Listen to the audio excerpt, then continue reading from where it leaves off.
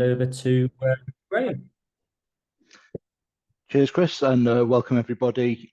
Today we're going to be running through the Technology Services 4 framework, which is being run by CCS. It's due out in just over 3 weeks. I think it's 3 weeks tomorrow. The idea of the webinar is to go through the kind of key components to what's expected on this framework. Looking at it, and when I was producing the slides, there's a lot of information. So any questions you've got, like Chris said, pop them in the chat. We'll get to them. If I don't know the answer, I'll tell you I don't know the answer, but we will find that out. So you've got it and it's there. What we'll do, we'll start a little bit about Thornton Lowe and what we are. So we're an established bids writing and consultancy business based in Greater Manchester, supporting clients. The webinar is for technology services, and ultimately the aim is to give you an understanding. So why frameworks? So frameworks give everybody an opportunity to be an approved supplier. It's a structured way of procuring for public sector bodies, and it gives access to a wide range of opportunities. Because you're going through a process originally, you're pre-screened. So what that means is as opportunities come up, you can actually apply for them. They can be directly awarded, mini competitions, a host of other things, but you're pre-screened, so you've met certain standards. It offers you and the buyers some legal protection with agreed terms and conditions, which are agreed in advance at the framework agreement level. It gives efficiency and cost savings to the procurement process, reducing time associated with individual tenders, people applying, and a host of other stuff. And it also builds reputation and trust. So as a supplier, you've got credibility in the public sector. It means you've met a standard, and a really high standard, so you're ready to transact. With the new procurement regulations coming in, which started on Monday, there are different types of framework, which are listed on the screen. The one which Technology Services 4 is, it's an open framework, which means it can be reopened to new suppliers through the framework term, and we'll look at that in a moment. Other ones, there's dynamic markets, so dynamic purchasing systems, there's light touch frameworks and standard frameworks that run for specific times. But they're the specific types of framework that ultimately will work under the Procurement Act, which went live on Monday. So Technology Services 4, what is it? So it's an open framework, as I say, and it helps public sector buyers give the flexibility to purchase technology services, including things like service and architecture design, end user device support, IT infrastructure, application development, data and transformation. The framework, when it's awarded, will be an 8-year term. So if you're awarded in this intake, you'll be on that framework for 8 years. What it will do, it will reopen at year 3 and year 5 for new applications. The estimated spend through that 8-year period is 16 billion through this framework. What they've done is they've future-proofed the agreement by adding AI and automation and other bits as auxiliary services to avoid any confusion. We all know we will be the people to AI at some point, so it's already in. And they've also put improved clarity of offering from Technology Services 3. So they've taken the learning from Technology Services 3 and they're making it better. They've changed the lot structure. So they put in lots, which we'll look at in a moment, which are lower value and complexity, which means it removes some of the barriers that are there to allow entry for SMEs, which is a great thing. There's no minimum or maximum term of the call-off contracts that will come through this, and there's flexibility to choose appropriate extensions. They're also incorporating flexible procurement methods, which will allow further competition, which includes proof of concept, proof of value, discovery phases, negotiations, presentations, and other forms that can be used as part of this call-off mechanism. So that mini competition that might run might actually be a presentation that you go to rather than a tender submission, and it's a change. They're bringing in a job family rate card, which is used, so it's similar to frameworks which have operated like management consultancy and other things. And they're introducing short order forms, aligning the call-off terms, so they're just taking that complexity out, and they're giving consideration to selecting appropriate terms. So they're working hard on this framework to make sure that the transaction between the buyer and the supplier is as simple and as easy as possible. So the lot structure, as I say, they've changed the lot structure from Technology Services 3 into 4. So lot 1 is strategy and service design. Lot 2 is transition and SIAM. Lot 3 is end user services. And 3A is the same type of services, but lower value, lower complexity, ideal for an SME. Lot 4 is infrastructure management services. And again, 4A, same as lot 4, but lower value and complexity. Lot 5, application and data management services. Again, lot 5A is the lower value and complexity of that. And then lot 6 is for major transformation programs, which cover, large scale digital transformation projects, comprehensive cloud migration, the works. There is, for this framework, a fair hefty level of requirement and certification. So the next 3 slides, what I've done is I've lifted these directly from the CCS engagement slides that we've had. And what it does is it outlines the certain standards which are required and the equivalents which they'll accept. Now, you don't have to have these on submission, but you will have to have this prior to framework award. So we've got ISO 14001, ISO 20000, ISO 27001, and ISO 9001. There on one side. On the opposite side, you've got the equivalents that are expected. If you don't have them, don't worry. If you're working with Thornton Lowe, we've got partners that can support with this and other areas. But what I want to be is really transparent with everybody on what is required to apply for this framework or to have before the framework award. Everybody will need Cyber Essentials for lots 1, 2, 3, 4, and 5.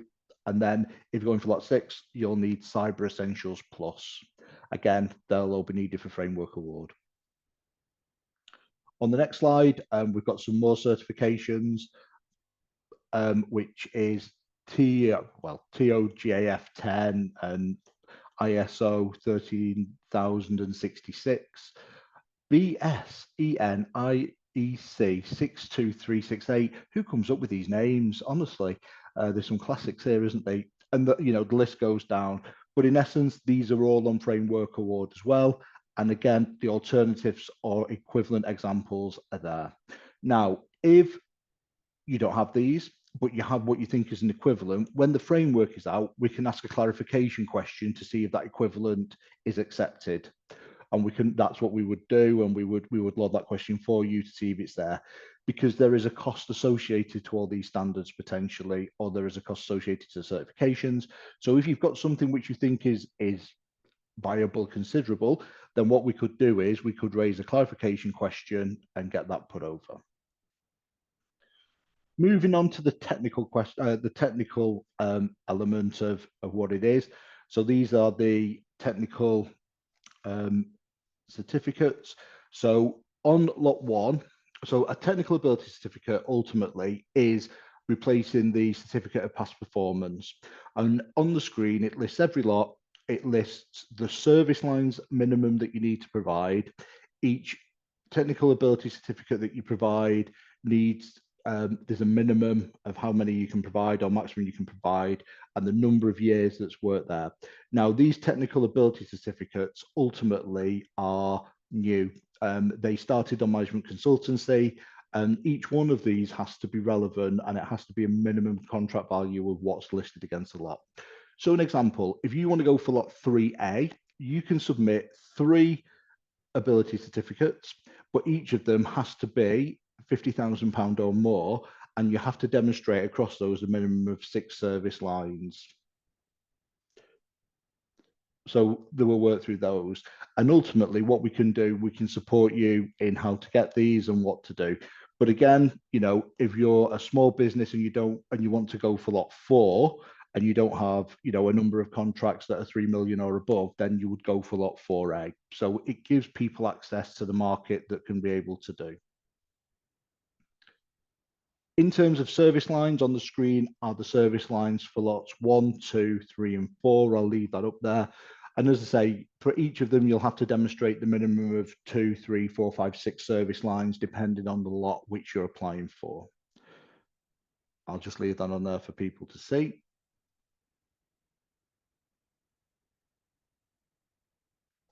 And then on the next screen is lot 5. So any of the ability certificates that are submitted need to be for at least the minimum contract value stated for the lot except VAT. All of the certificates submitted need to be signed by the client. Digital certificates are accepted. Contracts used need to be within the time frame issued for that lot as evidence on the ability certificate, and no attachments other than the certificate will be accepted as a requirement of part of the framework. Contracts conform from any of the private, public, or third sector clients that you may have, and the contracts need to demonstrate the minimum number of service lines provided. So this is what's come from CCS on the engagement sessions that we've had. They are new. They are fairly straightforward to complete, but ultimately, we just need to make sure that they're meeting the criteria, because if they don't, they won't be accepted. Financial viability will be used across all of the lots. Again, on the screen, it's got a list of the lots and the level of the financial viability risk assessment that will be used. So again, if you see for lot 3, if you're going for lot 3, it will be a gold financial viability risk assessment. And if you're going for lot 3A, which is the lower value and complexity, it will be the silver level of FVRA that will be used. Again, we would support anybody with this on how to complete them and guide you through that process to make sure that they're compliant. Quality answers. So quality will make up probably 70% of the overall scoring on this framework. And that's key. So with the procurement regulation changes that happened on Monday, we moved from most economically advantageous tender to most advantageous tender. So price isn't the pure consideration of what should be awarded. They should be looking at service standards, service delivery, social value, and a host of other aspects, as well as price, when making a contract award. So getting the quality technical elements of the bid and submission right within the word or character count is absolutely essential. So as you can see, we'll use lot 3 as the example. If you're going for end user services, because it's a higher value award lot, the level of expectation will be high for the scoring on there to be awarded. Whereas if you're going for lot 3A, they're saying it's a minimum level of assessment that we'll go through.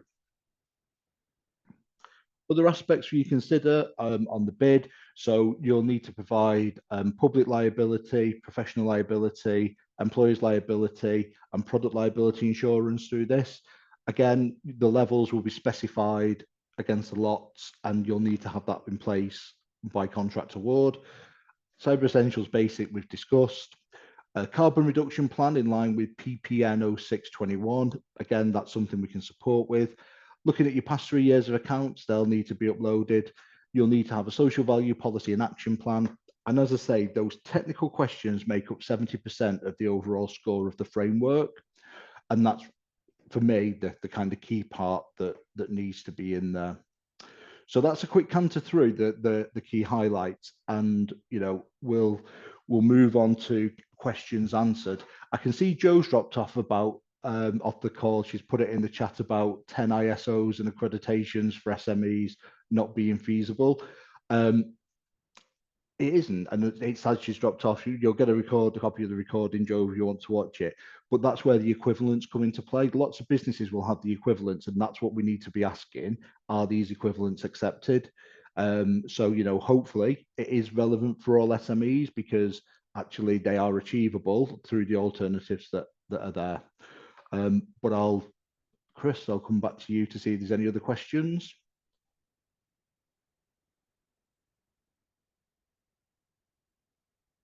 Chris is frantically clicking unmute. Sorry, yeah, you really did catch me off guard then. Sorry, Graham. So yeah, I've got the one from Joe. If anyone's got any additional questions or anything like that, just drop them in the chat. If not, we do have some sort of frequently asked questions that we'll be sending in a fact sheet after the session as well. So it's if you've got anything specific that you want to know answers about, please feel free to drop those in the chat now. And why people are frantically typing, asking questions. What I'll do in terms of Thornton Lowe and how we can support you, we have a wide range of services. the one that I would encourage people to do is to use the full framework managed submission service that manages your framework submission from start to finish. But we offer framework maximization, sales and marketing guidance. We have bid mentorship programs and business test programs. If you go on our website, you've got the tender pipeline and other areas where you can search and what it is. And we've got bid design services, and it's there. I think we might have a couple of questions. Yeah, Simon's just asking, I'm not sure whether you did cover it, but your role at Thornton Lowe and involvement with what we do, but also he's asked, how do potential bidders identify suitable lots that they go for? No worries. So my role at Thornton Lowe ultimately is to support people access the appropriate frameworks so they can then transact in the public sector. And I work alongside Stacey, who's also on the call with us. How do we identify suitable lots? Have a short call with us. Let's go through what you do and see where it fits and how that looks. So the challenge with public sector is it's weird. My company role is that I'm a framework consultant. In fact, I've got two roles. So one role is framework consultant, and I support businesses, appropriate frameworks and getting them through. The other role I have is with our sister company, RFPverse, which is regarding freelancers and other elements. But ultimately, my role is to guide people into the right frameworks and then assist them winning a place onto the framework and beyond. Identifying suitable lots, have a short call with us. It's not a sales call, it's a discovery call to see what's appropriate for you. And actually, if it's not appropriate, what other options are there? So, we'll go through what you do, how you offer the services, what you do already, and see what lots that you fit to. And then we can take it from there.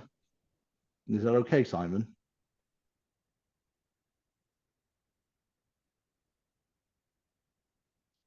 So Neil's just asking as well, can you provide any timelines from issue of the actual framework itself through to award? But I'd imagine it's going to be varying, isn't it? Yeah, so the framework is due to be released on the 21st of March, and they're saying at the moment it's a 6 to 8 week submission window. So that will take us April into May. And then they're using May through to December, to be doing the kind of evaluation period and working through everybody's applications. Framework award will take place, they say, in the middle of December, and the framework will go live in early January. So that's kind of the timeline that they're saying. Right. Okay. Simon's just asked something else about Thornton and Lowe as well, but I think we'll probably go into that in a bit more detail if we have like a one-to-one call, if that's something that you are interested in. But obviously, Thornton and Lowe, we are a bid writing consultancy. So for us to be aware of what frameworks are about at the moment and when they're released, when the deadlines are, that's pertinent to us because we then know when to promote those frameworks and help our clients and potential clients get ahead of that and get prepared for it. So anyway, I hope that answers your question, Simon. But if no one else has got any additional questions or anything like that, there will be a fact sheet that's distributed after the session. There'll be a recording linked to this call as well. And if there's any other questions that you've got or anything like that, you can get hold of either myself or Graham or Stacey or someone else in the company who can hopefully